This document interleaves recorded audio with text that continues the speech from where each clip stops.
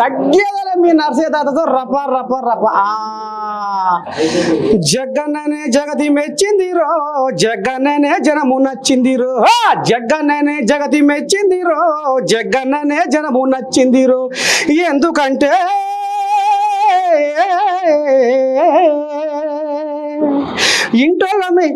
ఇంటోళ్ళ కంటే బయటోళ్ళ మీదనే ప్రేమ చూపిస్తాడో, ఇంటోళ్ళ కంటే బయటోళ్ళ మీదనే ప్రేమ చూపిస్తాడో, దరిదాపు లేని బీదోళ్ళ కోసం దారి చూపిస్తాడు, దాన ధర్మాలు చేస్తుంటాడు. ఇక మరి గింత రామసకని మనిషి చరిత్ర విన్నాక నింగి నేల పులకరించిపోతుందిలా. ఎందుకంటే చూస్తూనే ఉన్నాం దినం సోషల్ మీడియాలల్లా, టీవీలల్లా, వార్తలల్లా, పేపర్లల్లా. ఏం చూస్తున్నాం? ఎక్కడ క్యాన్సర్ పేషెంట్ ఉంటే కడుపు చల్లకుండా జగన్న నిండా నూరేళ్ళు బతుక వాళ్ళకు రామ సక్కదనంగా ఒక పశ కాదు, 2 పశలు కాదు, ఏకంగా 10 లక్షల కట్టనే మూట కట్టకపోయి వాళ్ళ చేతులు పెట్టి వాళ్ళ జన్మను ధన్యం చేస్తుండు జగన్న. ముందుగా మీకు శనార్థి 33 కోట్ల దేవతల దీవెనార్థి మీకు ఉండాలని నేను కోరుకుంటుంది. ఎందుకంటే సమాజ సేవలో ఇలా నువ్వే ముందున్నావు అని నేనైతే చెప్తున్నా. ఎట్ట సంగతి మరి ముందుగా మీకు పుట్టినరోజు శుభాకాంక్షలు. ఇక నిన్న మొన్న అయిపోయినట్టుంది కానీ జర్ర పొద్దువై నాకు ఇంటికి వద్దామనుకున్నా, నాకేం కనసు పొందలేదా, ఇంటికి రానైతే. ఇక ఇది పోయింది కథ. మరి ఏందే ఆ కోళ్ళగా బొబ్బలు పెడుతుంది. సోమాజి కూడా ప్రెస్ క్లబ్కు రమ్మంటే పరారైపోయిండు ఢిల్లీకి. ఇక మరి ఏమన్నా అంటే ముళ్ళే చదువుతుండు, అక్కడ నీళ్ళు ఇక్కడ గురువుకు మలుపుతుండు. నేను చర్చ పెడితే రచ్చ చేస్తాను కదా మొనగాడు కానీ రేవంతమయ్య, నేను చర్చ పెడితే ఎందుకు రాలేదు, ఏమిటికి రాలేదు అనేది ఇప్పుడు అది కోళ్ళగా రంకెలేస్తుంది. ఏం చెప్తావు రాములకు? కేటీఆర్ గురించా? అదే కేటీఆర్ రాజకీయంగా ఇంకా పరిపూర్ణత చెందలేడు. ఇంకా ఆయన కేసీఆర్ నీడలో వచ్చినాడు కాబట్టి రాజకీయంగా ఆయనకు పరిజ్ఞానం లేదు. అతను నోటికి ఏది వస్తే అది మాట్లాడుకుంటూ పోతున్నాడు. కాబట్టి పరిపూర్ణత రాజకీయ అవగాహన లేని యొక్క మాటలు మనం జవాబు చెప్పినా లాభం లేదు దానికి. అంటే మరి అంటే ఢిల్లీకి పోతానికి ఏమో టైం ఉంది కానీ ఇక మరి ఎల్బీ స్టేడియం సాక్షిగా కేసీఆర్ అయినా రావాలి, కేటీఆర్ అయినా రావాలి, మోడీ అయినా, కిషన్ రెడ్డి అయినా ఎవరు వచ్చినా పర్వాలేదు ఆయన అన్నాడు. మరి రాములకు అంటే మరి అంటే అతను నజర కొడతలేడా ఎట్లా రాములు? ఇప్పుడు రేవంత్ రెడ్డి ముఖ్యమంత్రి, కేసీఆర్ ప్రతిపక్ష నాయకుడు, వాళ్ళిద్దరు మాట్లాడుకుంటే దానికి అర్థం ఉంది. నేను నిన్న మొన్న కూడా చెప్పిన సెకండ్ బెంచ్ లీడరు కేటీఆర్. కాబట్టి ఇప్పుడు మీ నాయన కావచ్చు కేసీఆర్ గారు, కానీ నువ్వు కేసీఆర్ కాలేవు కదా. ఆ ప్రోటోకాల్ దాంట్లో కూడా నువ్వు రావు, సిస్టంలో నువ్వు రావు. ఆయన వారసుడు అయితే ఇంటికాడ, నువ్వు రాజకీయాలు ఇంకా వారసత్వం కూడా నీకు రాలే. ఇంకా ఒక జాతీయ కాంగ్రెస్ పార్టీ పిసిసి ప్రెసిడెంట్గా చేసిన రేవంత్ రెడ్డి, అట్లాగే రాహుల్ గాంధీ గారి యొక్క నాయకత్వంలో ఈ రాష్ట్రానికి తెలంగాణ ప్రజలు ఇచ్చిన అవకాశం ముఖ్యమంత్రి. మీరు ఈ రాష్ట్రాన్ని ఖజానాన్ని నాశనం చేసి పోయారు, గవర్నమెంట్ ఖజానాన్ని నాశనం చేసి పోయారు. అటు రాష్ట్ర ఖజానాన్ని సరిదిద్దుకుంటూ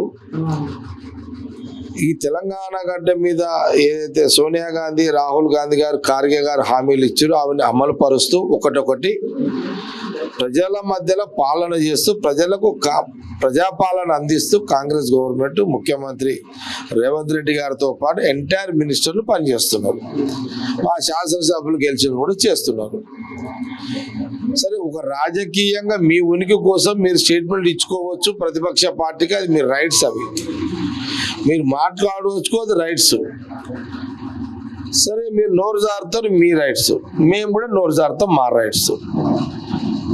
దాంట్లో ఏం తేడా లేదు. ఇప్పుడు ప్రతిపక్ష నాయకుడు మాట్లాడితే సీఎం రేవంత్ రెడ్డి గారు మాట్లాడతారు, కానీ ఇప్పుడు ప్రతిదానికి ఇక నువ్వు ఇక అన్నిటికీ నేనే అని అంటే అది కుదరదు అని నేను చెప్పిన. ఇక కనుకనేమి తెల్లందాక నిద్ర పట్టక లేచి కూర్చుంటుండు కేటి రాములు. జగన్న జగన్న నువ్వు నిన్న ఏదో బాంబు వేల్చిన మాట అను బాంబే. ఇక మరి అసలు కేటి రాములు తెలంగాణలో పుట్టలేదు, తెలంగాణలోనే కాదు అని కూడా నువ్వు కుండ బాధలు కూర్చిన మాట అన్న.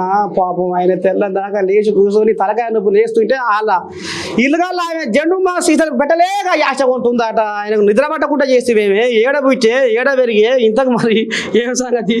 అంటే నేను అనేది ఏంటంటే సరే దాంట్లో ఓన్ కానీ నేనేమన్నానంటే రేవంత్ రెడ్డి అనే ఆయన జడ్పీటీ నుంచి ముఖ్యమంత్రి దాకా పనిచేసుకుంటూ వచ్చాడు. జగ్గారెడ్డికి ఒక కౌన్సిలర్, మున్సిపల్ చైర్, 3 సార్లు ఎమ్మెల్యే, ఈరోజు కాంగ్రెస్ పార్టీ వర్కింగ్ ప్రెసిడెంట్. నువ్వు డైరెక్ట్ గా అమెరికాలో చదువుకొని జాబ్ చేసుకొని మీ నాయన పొజిషన్ లో రాగానే నువ్వు డైరెక్ట్ గా ఎమ్మెల్యే గెలిచినావు. మా ఇద్దరికి నీకు చాలా ఫరక్ ఉంటది. కేటీఆర్ కి ఏం ఫరక్ ఉంటది? మాకేమో గ్రౌండ్ లెవెల్ గల్లీ నుంచి చూసుకుంటే మేము వచ్చినాము, అన్ని చూసినాము. నువ్వేమో డైరెక్ట్ గా అమెరికా నుంచి దిగుతీవి. మా అనుభవానికి, మా ఆలోచనలకు, నీ నీ అనుభవానికి తేడా ఉంటది. భూమి మీద నుంచి పైకి వచ్చినోనికి ఉన్నంత జ్ఞానము పైనుంచి కిందికి వచ్చినోనికి అంత జ్ఞానం ఉండదు. ఎక్కడ నువ్వు తట్టుకోగలుగుతావు అని నేను మొన్న అన్నమాట కేటీఆర్ని. అట్లా ఇది వరుస అమ్మో జగన్ చిన్నసనుడు ఏం కాదు ఇట్లా తిప్పిండు కదా. ఇక మరి రాంగపోంగా ఇక మరి అన్ననేమో ఇక్కడ కాళ్ళకట్టుకు చేస్తుండు పోరాటము, శల్యనేమో తలకట్టుకు చేస్తుంది ఢిల్లీలో. ఎంతవరకు పురిస్తే 42% రిజర్వేషన్లు కాంగ్రెస్ ఇచ్చేదాకా ప్రకటించేదాకా నేను యుద్ధం ఆపనంటుంది. మరి ఎట్లా చేస్తావే? పొలిటికల్ గా వాళ్ళు బతకాలి, కవిత బతకాలి, కేటీఆర్ బతకాలి, హరీష్ రావు బతకాలి. వాళ్ళ ఉనికి వాళ్ళు కాపాడుకుంటూ చేసుకుంటున్నారు. వాళ్ళు కొంత ప్రజలను మోసం చేస్తుంటే వాళ్ళు ఎక్స్పర్ట్, వాళ్ళ ఫ్యామిలీ ఎక్స్పర్ట్ ఫ్యామిలీ అది. కాబట్టి కొత్త దుకాణం పెట్టింది ఆమె. ఇప్పుడు ఆల్రెడీ రాహుల్ గాంధీ గారి యొక్క డైరెక్షన్ లో కులగణన ఈ Telangana government, Congress government, CM Revanth Reddy గారు, మా మినిస్టర్లు అసెంబ్లీ చర్చ పెట్టిర్రు, ఆమోదం చేసిర్రు. గవర్నర్ ద్వారా ఢిల్లీకి పోయింది. ఇప్పుడు వాళ్ళ అయ్యే ముఖ్యమంత్రి ఉన్నప్పుడేమో కులగణన యాదికి రాలే. అప్పుడు కులాలు లేవు, ఏం లేవు. మీ పాలన మీ సంసారమే నడిచింది. మీ అయ్యే దిగిపోగానే కులగణన యాదికి వచ్చింది వీళ్ళకు. వీళ్ళంతా ఏదో బతికేనికి ఏ పూటకు ఆ పూట మాట్లాడి బతికేటోళ్ళు వీళ్ళంతా. కాబట్టి మనం అట్లనే తీసుకోవాలి వీళ్ళంతా. ఇక మరి వస అని రెక్కలు ముక్కలు చేసుకునే కష్టజీవుల పెద్ద చుట్టము మరి మన వివేకానంద మంత్రి. ఇక మరి సారు ఏం చెప్పాడు, ఏంది ఏం కథ? సారు మాట వసంతంలో కోయిలమ్మ పాట, సారు మనసు విరబూసిన సిరిమల్లెల తోట సొగసు. సారు ఒక్క మాట మరి కేటీ రాముడు బొబ్బలు పెడుతుండు. నిన్న దాని వరకింది మొత్తం సోమాజిగూడ ప్రెస్ క్లబ్. సారు మరి రేవంత్ అయ్యనే పరారై ఢిల్లీకి పోయిండా అంటుండు. మరి భయపడిపోయిందా ఏంది ఏం కథ? మళ్ళా డేట్ పెట్టి అయినా నేను వస్తా మాట్లాడతా అంటుండు. 600 మంది అన్నదాతలు అర్ధాంతరంగా ఆగమైపోయిరు కాంగ్రెస్ సర్కార్లు అని బొబ్బలు పెడుతున్నారు. సార్ ఏం చెప్తావు ఆయనకు? ఏం మీకు తెలుసు కేటీఆర్ సంగతి. అబద్ధాలు నేర్చుకున్నాడు, అబద్ధాలు మాట్లాడు నేర్చుకున్నాడు. అసలు ఎన్నిసార్లు ముఖ్యమంత్రి గారు అసెంబ్లీకి రా, కేసీఆర్ ఆహ్వానిస్తున్నా, వచ్చి చర్చిద్దాం, మన రాష్ట్రానికి ఏదైతే ఖజానాను ఖాళీ చేసినామో దాన్ని కేంద్రం నుంచి ఎక్కువ నిధులు ఎట్లా తీసుకొస్తాం, అన్ని సమస్యల మీద కాళేశ్వరం ఎట్లా కూలిపోయిందో దాని గురించి చర్చిద్దాం అంటే కేసీఆర్ భయపడి రాలేదు. ఇప్పుడు వాళ్ళకి తెలుసు ముఖ్యమంత్రి ఢిల్లీకి పోతున్నాడు, అందరు కేంద్ర మంత్రులతో కలవనికి అని చెప్పి వారు ఢిల్లీకి పోతే ఈయన ఈ ప్రోగ్రామ్ పెట్టుకున్నాడు. ఎప్పుడు కూడా అపోజిషన్ లీడరు మాట్లాడేది ఉంటే వచ్చి అసెంబ్లీలో మాట్లాడాలి. ఈ ప్రెస్ క్లబ్ల రోడ్ల మీద ఇది గెలిపించింది ప్రజలు దానికోసమా? అసెంబ్లీ ఫోరం అన్నమాట. ఏ పార్టీకి చెందిన వాళ్ళైనా కానీ అక్కడ అసెంబ్లీలో మాట్లాడడము రికార్డ్ అవుతుంది, శాశ్వతంగా ఉంటది. ఆ అసెంబ్లీలో మాట్లాడితే ఈ రోడ్ల మీద మాట్లాడు ప్రెస్ కోసము ఖాళీ సోషల్ మీడియా కోసము ఒక తమాషా చేయాలని చెప్పి ఈ నాటకం నిన్న ఆడింది. సారు మరి గాలినే గోడగా మేఘాలే మేడగా నేలమ్మ ఒడిలోన గూడేసిన పేదలు గాలే సింగరేణి కార్మికులు సారు. మరి వాళ్ళు పొద్దున్న లేస్తే బొగ్గులనే మునిగి తేలుతురు. గాలి కోసం ఏమన్నా ఇండ్లు లేని సింగరేణి కార్మికులు ఉంటారు సారు. ఇక మరి నీ బాంచను ఎట్ట చేస్తావో ఏం కథ, వాళ్ళ జీవితాల్లో వెలుగు నింపినోని కావాలి. సింగరేణి కార్మికులకు ఇప్పుడు ఎవరైతే అవుట్ సోర్సింగ్ లో ఉన్నారో వాళ్ళందరికీ వేతనాలు పెంచేది అవసరం ఉన్నది. నేను ఆల్రెడీ మాట్లాడడం జరిగింది ముఖ్యమంత్రి గారితో, వారితో. డెఫినెట్లీ త్వరలోనే సింగరేణి అవుట్ సోర్సింగ్ కార్మికులకు వారికి న్యాయం చేసేలాగా చేపించే బాధ్యత లేబర్ మంత్రిగా నాది ఉన్నది. నేను ఆల్రెడీ దాన్ని చర్చ చేస్తున్నారు. త్వరలోనే ఒక నిర్ణయం తీసుకుంటాం. మీరు అన్నారు సింగరేణి కార్మికులకు కళ, సొంతింటి కళ ఉన్నది. మా నాన్నగారు కాకా వెంకటస్వామి గారు గోదావరి కన్నీలో 29,000 పట్టాలు ఆ దినము సింగరేణి కార్మికులకు ఎవరైతే ఇళ్లలో ఉన్నారో వాళ్ళందరికీ పట్టాలు ఇప్పించాడు. అయితే ఇప్పుడు కూడా ఈ సింగరేణి సంస్థలో ఎవరైతే 38,000 మంది సుమారు 40,000 మంది ఉన్నారో వారికి కూడా సొంతింటి కళ గురించి మన ముఖ్యమంత్రి గారు చెప్పడం జరిగింది. వచ్చే కాలంలో ఒక్కొక్కటి నిర్ణయాలు తీసుకోవడం జరిగింది. అధికారులకు కూడా మరి గెస్ట్ హౌస్ ఉన్నాయట కానీ కార్మికులకు లేవాట సారు. మరి ఎట్ట చేస్తావు ఏం కథ, హాల్ ఒకటి జర్ర కళ్ళ చూడు సాగు జర. గెస్ట్ హౌస్ ఆఫీసర్లకు కాదు, అది పెద్ద అధికారులకు ఉన్నాయట, కార్మికులకు లేవాట. బయటికి వెళ్ళి వచ్చిన వాళ్ళు ఈ మైన్స్ దానికి సేఫ్టీ కోసము ఇతర పనుల కోసం వస్తారు కదా వేరే ఆఫీసర్లు బయటికి వెళ్ళి, వాళ్ళ కోసం guest house. Local Singareni collieries staff కోసం గెస్ట్ హౌస్ కాదు. మరి ఫిషరీస్ చైర్మన్ కండవాడడు అయ్య. మరి నిన్న కేటీ రావును సోమాజి కూడా ప్రెస్ క్లబ్ లో కబడ్డీ ఆడిపోయిండు. పోయిన దెబ్బకు నీ దండం పెడితే రేవంతమయ్య తోక ముడుచుకొని ఢిల్లీలో పడ్డాడు. మరి చర్చకు రామన్నాడు, ఎందుకో రాడాయే పర్ర పోసిండు అనేది. మరి ఇప్పుడు కేటీ రాములు ఆంబాయ వెళ్ళబోసుకుంటుడు. తాత ఏం చెప్తావు రాములకు? మరి రాములకు భయపడిపోయిందా, మరి సమాధానం లేకపోయిందా, ఎందుకు పోయిండు ఢిల్లీకి పోయిండట? మరి రాములకు సమాధానం చెప్పలేదట. అది ఇయ్యాల కాకపోయినా ఇంకా ఎప్పుడైనా డేట్ చెప్పు అంటుండ్రు. మరి డేట్ పెడతారా? సిద్ధంగా ఉన్నారా మీరు? ఇప్పుడు కేటీ రామారావు అనే వ్యక్తిని వాళ్ళ పార్టీ గుర్తిస్తలేదు. వాళ్ళ సొంత చెల్లె కల్వకుంట్ల కవిత గారే కేటీ రామారావుని గుర్తిస్తలేదు. అంటే మరి ఇంత పంచాదా ఎంతసేపు చెప్పు, కొట్టుకున్నా తిట్టుకున్నా మళ్ళా ఒకటి అవుతారు వాళ్ళు కారా అంటావా? కానీ మంచిపోయారా? మేము చెప్పమని చెప్పినామా? ఎవరన్నా కాంగ్రెస్ పార్టీ నాయకులు చెప్పారు దయమని చెప్పి? మీ బీఆర్ఎస్ పార్టీ ఎమ్మెల్సీ, మీ బీఆర్ఎస్ పార్టీ మాజీ పార్లమెంట్ సభ్యురాలు కల్వకుంట్ల కవిత, డాక్టర్ కల్వకుంట్ల చంద్రశేఖరరావు ఆమె చెప్పింది దయమని చెప్పి. మేము అనలేదు దయ్యాలని చెప్పి. మాయ దేవుడే కానీ చుట్టూ దయ్యాలు ఉన్నాయని అంటే అనొచ్చు.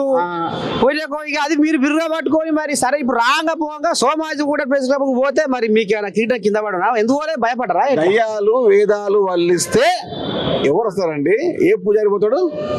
దయ్యాలు వేదాలు వల్లిస్తున్నాయి, దయ్యాలు వేదాలు వల్లిస్తున్నాయి. కాబట్టి ఇన్ని రోజులు గుర్తుకురాని ఈ వాళ్ళు అందరూ ఎందుకు గుర్తుకొస్తున్నారు? నీకు దమ్ము ధైర్యం ఉంటే రా, మీ నాయన రాను అసెంబ్లీకి, నువ్వు రా. ఆయన లెక్కలు కట్టుకునే వచ్చిండట. 600 మంది అన్నదాతలని పొట్టలు పెట్టుకుంది కాంగ్రెస్ సర్కారు అని వస్తుండే ఆయన, రంకెలేస్తుండే ఆయన. ఎవరు? కల్వకుంట్ల తారక రామారావు గారు, రాములు గారు. అయితే నేనేమంటున్నానంటే పెద్దన్న, నువ్వు ఎమ్మెల్యే కదా, ఆయన వర్కింగ్ పార్టీ ఎమ్మెల్యే కదా, మీ నాయన కూడా ఎమ్మెల్యే, ప్రతిపక్ష నాయకుడు, ఎందుకు వస్తలేరు అసెంబ్లీకి? మీకు పెద్దపల్లి దాకా ఎవరు పెద్ద పూలు? ఎవరు బాయికోవడం అనుకుంటున్నా? పెద్ద పూలు ఓరు పడబెట్టిరు? నల్లమల్ల పూలు పడబెట్టిందా? నల్లమల్ల పూలు పడబెట్టిందా? పెద్ద పూలు అంటారు కదా, నువ్వు ఏ పెద్ద పూలు అంటారు? ఆ పెద్ద పూలినే నల్లమల్ల పులి వెంటాడి మూల కూర్చోబెట్టింది. అది మర్చిపోతే ఎట్లా అమాయకులరా? గుర్తు మర్చిపోయిర్రా? 2023 డిసెంబర్ మర్చిపోయిర్రా? ఎందుకంటే చిల్లర మాట మాట్లాడుతున్నారు. చలో సిద్ధమా, వెళ్దాం, గజ్వేలికి వెళ్దాం, సిద్దిపేటకి వెళ్దాం, నువ్వు ఉన్న నీ ఊరు సిరిసిల్లకి వెళ్దాం, రైతు భరోసా గురించి మాట్లాడదాం, రైతు రుణమాఫీ గురించి మాట్లాడదాం, సన్న బియ్యం గురించి మాట్లాడదాం. దమ్ముందా? వచ్చే రేషన్ కార్డు గురించి మాట్లాడదాం. సిగ్గు తప్పిన మాటలు మాట్లాడి ఇంకో తింకరగా మనం మాట్లాడితే ఎవరు భయపడేది? మరి కవితమ్మ సంగతి ఎట్లా చేస్తారు? మరి కవితమ్మ మొత్తం ఢిల్లీనే అంటే పెట్టింది. ఇక మరి బీసీలకు 42% రిజర్వేషన్లు ఇస్తామని మీ కాంగ్రెస్ వాళ్ళు ఇస్తారంటే ఇస్తుంది. అది మరి అవుతుందా? మరి కాకపోతే నేను ఊకోను, పోరాటం చేస్తూ ఉంటుంది ఆమె. ఢిల్లీలో అడుగు పెట్టింది, మరి ఇస్తారా? ఇచ్చినాకనే పోతారా ఎలక్షన్లకు? ఏమంటున్నా, జాగృతి అధ్యక్షుడిగా బీసీకి అయిపోతుంది. తెలంగాణ జాగృతి అధ్యక్షుడిగా ఒక బీసీ నియమను ఏమెందుకున్నది? ముచ్చట చిన్న ముచ్చట, ఇంట్లో వాటా అయ్యారు, ఇంట్లో వాటా అయ్యారు, ముచ్చట్లు గట్టిగా మాట్లాడతారు, తనివి తీరా మాట్లాడతారు. ముద్దుల మీనబావ, ముద్దుల మేనల్లుడు, ముద్దుల కొడుకు, ముద్దుల బిడ్డే, వీళ్ళందరూ ముచ్చట్లు మాట్లాడుతారు. 10 ఏళ్ళు ఏడికి పోయారు? ఏ గాడిద పనులతో మీరు చెప్పండి? అధికారంలో మీరే ఉన్నారు కదా.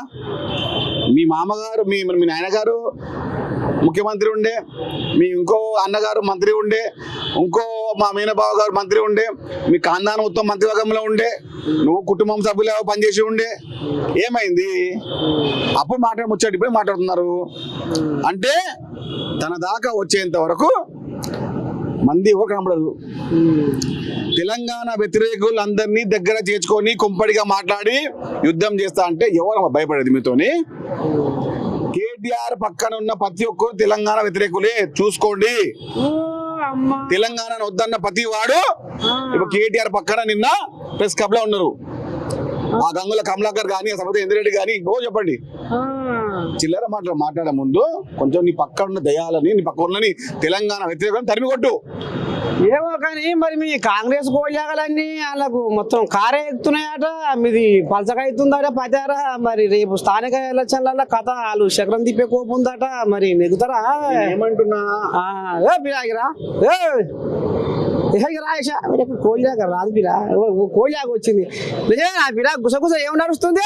కాంగ్రెస్ గురించి ఏమనుకుంటారు జనాలు, బీఆర్ఎస్ గురించి ఏమనుకుంటారు? గుసగుస మూడు పదాలు అక్కడ అక్కడ చూసావా? అన్న తప్పారనరా ఏమంటారు? కచ్చపచ్చ ఎవరైనా జరుగుతుంది అట నా కాంగ్రెస్ లో? కాంగ్రెస్ నడిచేది ఇస్తామన్న జోకొల్లు ఇయ్యలేరు. ఎవరు మా దార్కతల ఇప్పుడు పిలిచినావు, పిలిచిన వ్యక్తి ఎవరో తెలియదు, నువ్వు పిలిచేసినావు, ఆయనకి ఏం రాలేదు అంటున్నాడు. అన్ని వచ్చి చెప్పిండా? రుణమాఫీ వచ్చి చెప్పిండా? భరోసా వచ్చి చెప్పిండా? సన్న బియ్యం అని చెప్పిండా? 500 రూపాయలు వచ్చినటువంటి గ్యాస్ చెప్పిండా? 200 కరెంట్ చెప్తుండా? చెప్తుండా? ఇవన్నీ ఎక్కడ పోతున్నాయి? వచ్చినా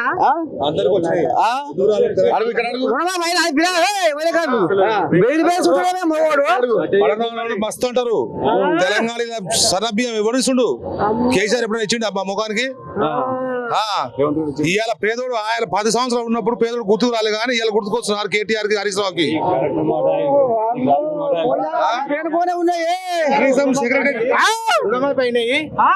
అర్కతాల గ్రామం వికారాబాద్, నవపేట మండలం, జిల్లా అర్కతాల, అది నవపేట. అన్ని మాకు రైతు బంధు మాపైనాయి, అన్ని మాపైనాయి. కానీ ఒకటి ఏం చేస్తుండే, మాకు ఇచ్చిన కుటాలు అది ఇల్లు అప్పుడు కాంగ్రెస్ కేసీఆర్ ఉండగా ఇచ్చిండు, ఇప్పుడు ఇల్లు గుంజుకుంటున్నారు. కాంగ్రెస్ టీఆర్ఎస్ గుంజుకున్న అప్పుడు ఇచ్చిర్రు. ఇప్పుడు మేము అన్ని కొద్ది వాళ్ళకి ఏం ఆధారం లేదు, ఇప్పుడు ఇస్తాం అంటారు. ఏమంటలేరు సార్, మాకు అదే ఉన్నది. బీఆర్ఎస్ వాళ్ళు పేరు ఇచ్చి వినండి, బీఆర్ఎస్ వాళ్ళు పేరు ఇచ్చిర్రు, అనౌన్స్ చేసిర్రు, ఇల్లు ఇస్తారు అంట. అప్పుడు మేము పిలిచి బీఆర్ఎస్ లో పనిచేసినా ఎక్కడ ఉన్నా కూడా ఇల్లు ఇస్తున్నాం. అది మా ఘనత. ఇందిరమ్మ ఇల్లు ఇస్తున్నాము. ఇప్పుడు ఇందిరమ్మ ఇల్లు ఇచ్చిన తర్వాత తెలంగాణ రాష్ట్రంలో బీఆర్ఎస్ పార్టీ ఉండదు. నిజమేనా పిల్ల? ఈ సద్దుల మోస్తాలకే ఇస్తున్నారట ఇండ్లు, ఇందిరమ్మ ఇల్లు. నిజమేనా? ఇస్తున్నారు. ఇదొకటి కోళ్ళాక కాదు పిల్ల. ఇప్పుడు కాంగ్రెస్ జెండాలు మోస్తోళ్ళకే, కాంగ్రెస్ వాళ్ళకు సద్దులు మోస్తోళ్ళకే ఇస్తున్నారు. బీఆర్ఎస్ కోళ్ళాక లెక్కలు కొడుతున్నాయి. ఫస్ట్ కార్యకర్తలు కాకుండా ఫస్ట్ రైతులను మీద చూస్తున్నాం గ్రామాలలో. ఓటేషన్ ఫస్ట్ కార్యకర్తలకు అవసరం లేదు. ఇంకా మేము 10 సంవత్సరాలు ఉంటాం, అప్పుడు మేము తీసుకుంటాం.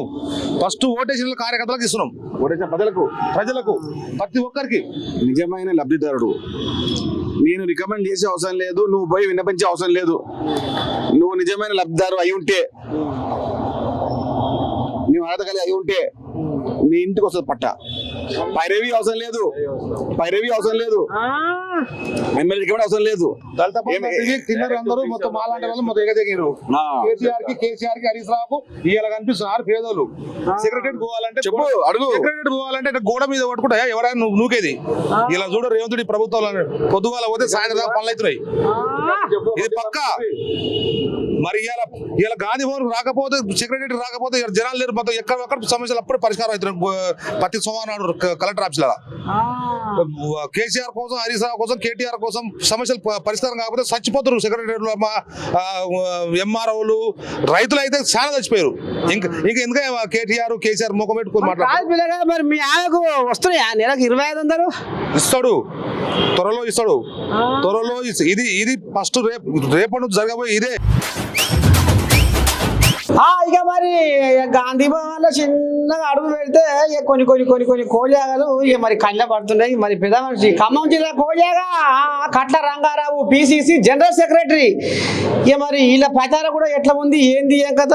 ఖమ్మంలో మరి కాంగ్రెస్ పచార ఉన్నదా, ఊడ్చుకపోతుందా? కాంగ్రెస్ ఫుల్ ఉన్నది.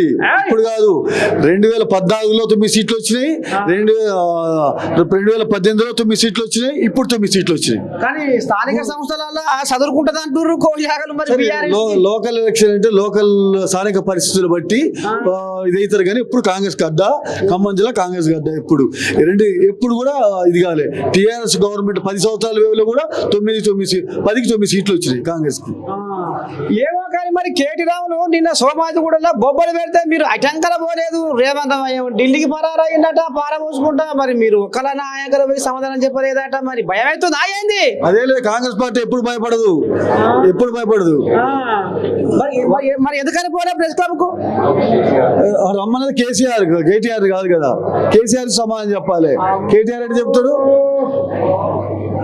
మా అయ్య పెద్దపూలి, మా అయ్య బాయికాడ ఉంటుండు పెద్దపూలి. మా అయ్యకు మీరేనా సరితూగుతారు, మీకు మేమే మా అయ్యకు వానేమో. వాళ్ళు లెంకలు కొడుతుర్రు, మీరేమో గిట్ట మాట్లాడుతుర్రు. మరి ఇప్పుడు రాంగ పోంగా ఏదో డేట్ పెట్టిండట. మరి అది డేటు మిమ్మల్నే పెట్టమంటుండట. మరి చర్చకు పెడతారా? అసెంబ్లీ వేదిక మాట్లాడదాం ఉంటారు.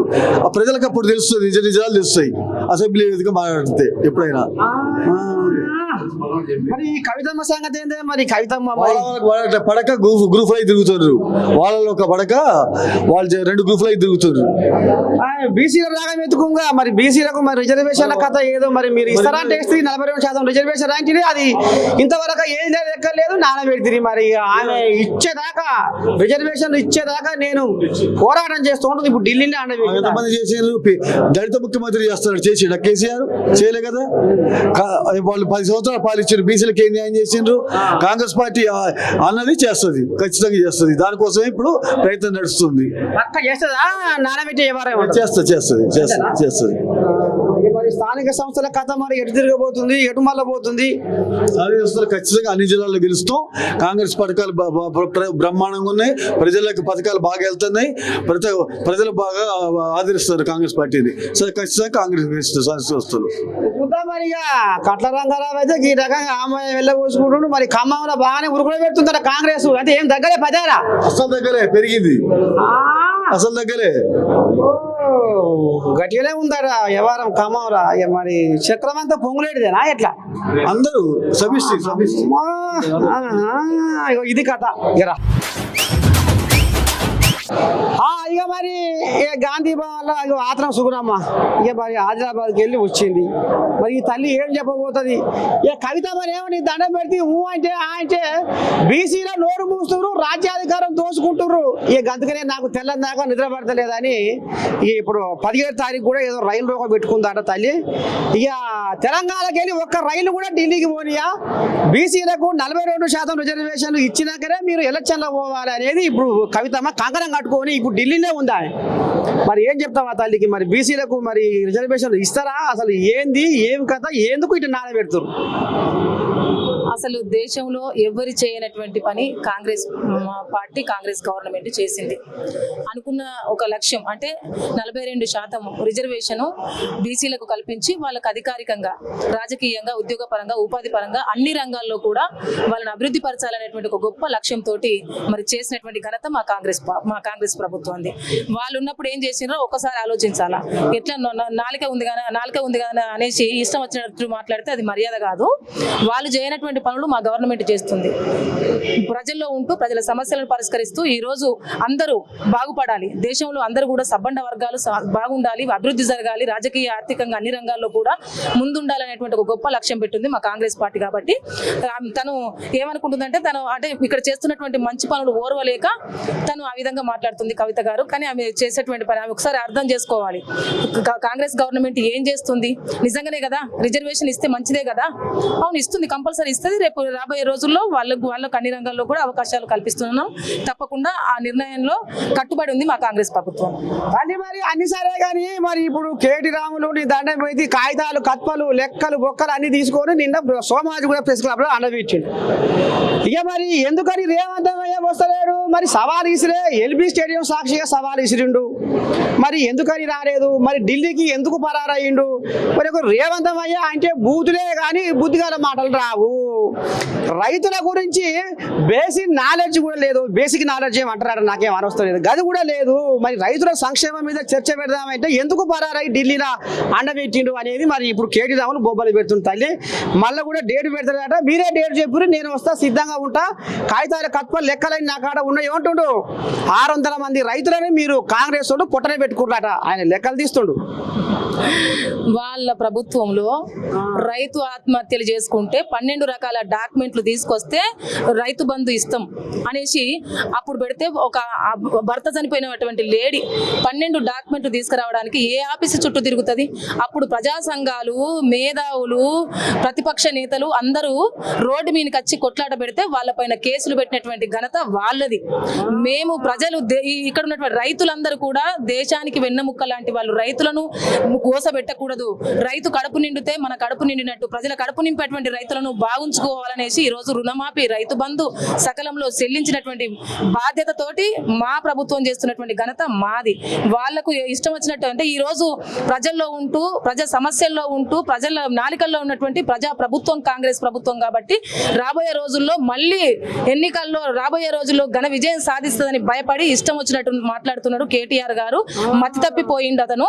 అది పచ్చకామిల్లో ఎప్పుడు అంత పచ్చగానే కనబడుతుంది అన్నట్టు పచ్చకామిళ్ళు వచ్చినాయి కేటీఆర్ గారికి. ఇష్టం వచ్చినట్టు మాట్లాడుతున్నాడు తప్ప దాంట్లో నిజాలు లేవు. ఎందుకంటే కాంగ్రెస్ ప్రభుత్వం అంటేనే రైతుల పక్షాన ఉన్నటువంటి ప్రభుత్వం, ప్రజల పక్షాన ఉన్నటువంటి ప్రభుత్వం, బడుగు బలహీన వర్గాల పక్షాన ఉన్నటువంటి ప్రభుత్వం.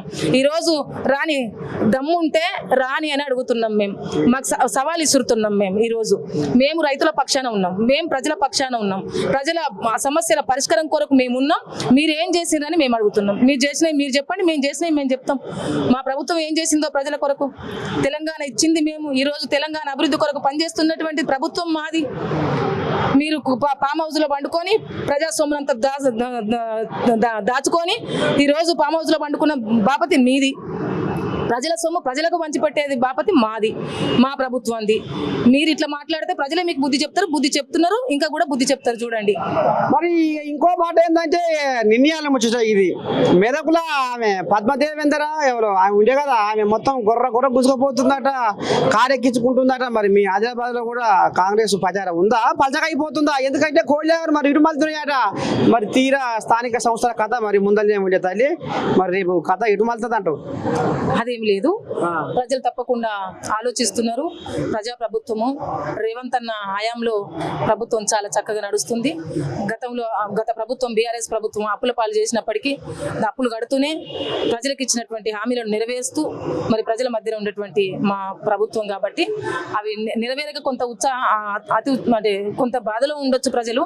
కానీ ప్రజలు కూడా చాలా మంది అర్థమవుతుంది, అర్థం చేసుకుంటున్నారు. ప్రజలు కూడా సకలంలో కాకుండా ఒక్కొక్కటి నెరవేరుస్తూ వస్తున్నది అనేటువంటిది ఒక ఆలోచన ఉంది ప్రజల్లో. తప్పకుండా అలాంటి ఏమి లేవు, ఊహాగానాలు. ఎందుకంటే కొంచెం ఉంటే ఇంత ఉంటే ఇంత అని చెప్పుకునేటువంటి వాళ్ళు, కానీ మేము అలా చెప్పుకోం కాబట్టి ప్రజలు ఆలోచిస్తున్నారు. ప్రజలు తప్పకుండా కాంగ్రెస్ పార్టీని స్థానిక ఎన్నికల్లో కూడా గెలిపిస్తారు. ఎల్లప్పుడూ ప్రజలు కాంగ్రెస్ ప్రభుత్వం వెంట ఉంటారనేటివి మేము ఆశిస్తున్నాం. తప్పకుండా ఉంటారు కూడా. చేస్తున్నటువంటి పనులు ప్రజల్లోకి వెళ్తున్నాయి కూడా. అందుకని గత ప్రభుత్వం చేసిన నీళ్ళు ఇస్తున్నది, నిధులు ఇస్తున్నది, ఉద్యోగాలు ఇస్తున్నది, ఉపాధి అవకాశాలు కల్పిస్తున్నది, డబుల్ బెడ్రూమ్ అన్నది, ఉద్యోగాలు అన్నది ఎక్కడ నెరవేర్చని చెప్పండి. అన్ని అబద్ధాలే. లేస్తే మాట్లాడితే బూతులు వాళ్ళ నోటి నుంచి. మేము చేసినటువంటి పనులను మేము ప్రభుత్వంలో చెప్పుకుంటున్నాం, చేసినటువంటి పనులను ప్రజల్లో మేము చెప్పుకుంటున్నాం తప్ప చేయనటువంటి పనులను అబద్ధాలు ఆడేటువంటిది మేము అసలు మా సీఎం గారు కానీ మా ప్రజాప్రభుత్వం కానీ అబద్ధాలు ఆడకుండా గ్రౌండ్ లెవెల్కి వెళ్ళి వాళ్ళకి ఏం కావాలి, నీళ్లు కావాలన్నా, లేకపోతే ఉద్యోగ అవకాశాలు లేనటువంటి వాళ్ళు ఎంతమంది ఉన్నారు. ఉద్యోగ అవకాశాలు వాళ్ళు చూడు, 10 సంవత్సరాలు పరిపాలన చేస్తే ఉద్యోగ అవకాశాలు లేక చాలా మంది యువత ఆత్మహత్య చేసుకునేటువంటి పరిస్థితి. వాళ్ళ హయాంలో ఇసుక దందలు, వాళ్ళ హయాంలో భూదందలు, వాళ్ళ హయాంలో ఉద్యోగాలు పెట్టేసి మాఫియా చేసుకొని ఆ విధంగా చేసినటువంటి దందలు. మాకు అలాంటి అస్సలు లేవు. ప్రజలు బాగుపడాలి, పేద ప్రజలు బాగుపడాలి, సబ్బండ వర్గాల ప్రజలు అభివృద్ధి జరగాలనేటువంటి ఒక గొప్ప లక్ష్యం పెట్టుకున్నారు మా రేవంత్ అన్న గారు. అందుకనే మేము ప్రజల్లోనే ఉంటాం. వాళ్ళ సమస్యల పరిష్కారం కొరకు నిత్యం పనిచేస్తాం. ఎన్నడన్నా ముఖ్యమంత్రి కేసీఆర్ గారు ఫామ్ హౌస్ నుంచి వెళ్ళినటువంటి దాఖలు ఉన్నాయి 10 సంవత్సరాలు. ఏ మినిస్టర్ తోటన్నా, ఏ ఎమ్మెల్యే తోటన్నా మాట్లాడి సంప్రదింపులు మాట్లాడి మీ జిల్లా ఎట్లుంది, మీ నియోజకవర్గం ఎట్లా ఉందని అడిగినటువంటి పాపాన్ని ఎప్పుడన్నా పోయినరా? ఏ మినిస్టర్ అన్న తిరిగినరా? మా మినిస్టర్లు, మా ఎమ్మెల్యేలు, మా సీఎం గారు నిత్యం ప్రజల్లో ఉంటున్నారు, నిత్యం ప్రజా సమస్యలు తెలుసుకుంటున్నారు. ఈ రోజు గాంధీ భవన్ ప్రతి వారం ఒకరు ఇక్కడ మినిస్టర్లు ఉంటున్నారు. వాళ్ళ సమస్యల కొరకు, వాళ్ళ సమస్య పరిష్కారం కొరకు ప్రజలు చేస్తున్నారు. మీరు చూస్తున్నారు కదా ఎంతమంది జనాలు వచ్చిండ్రో. సామాన్య ప్రజలందరూ వచ్చి కూడా వాళ్ళ సమస్యను చెప్పుకుంటున్నారు అక్కడ.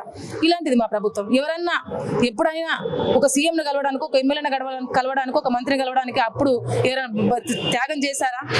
కనీసం మాట్లాడడానికి మాట కూడా స్వేచ్ఛ కూడా లేకుండా పోయింది. ధర్నాలు చేయడానికి కూడా ధర్నా చౌకును కూడా మూసేసినటువంటి బాపతి వాళ్ళది. స్వేచ్ఛగా ప్రజలకి ఏమైతే అవసరం ఉందో అది అడగడానికి, ఏమైతే చెప్పడం ఉందో అది చెప్పడానికి వాళ్ళకి వాక్ స్వాతంత్రం కూడా ఇచ్చినటువంటి ప్రభుత్వము మాది. కాబట్టి మేము ప్రజల పక్షాన ఉంటాం, ప్రజల సమస్యల పరిష్కారం కొరకు పనిచేస్తాం. వాళ్ళ సమస్యల పరిష్కారం అయ్యేదాకా కూడా పనిచేయడానికి సిద్ధంగా ఉన్నది మా ప్రభుత్వం.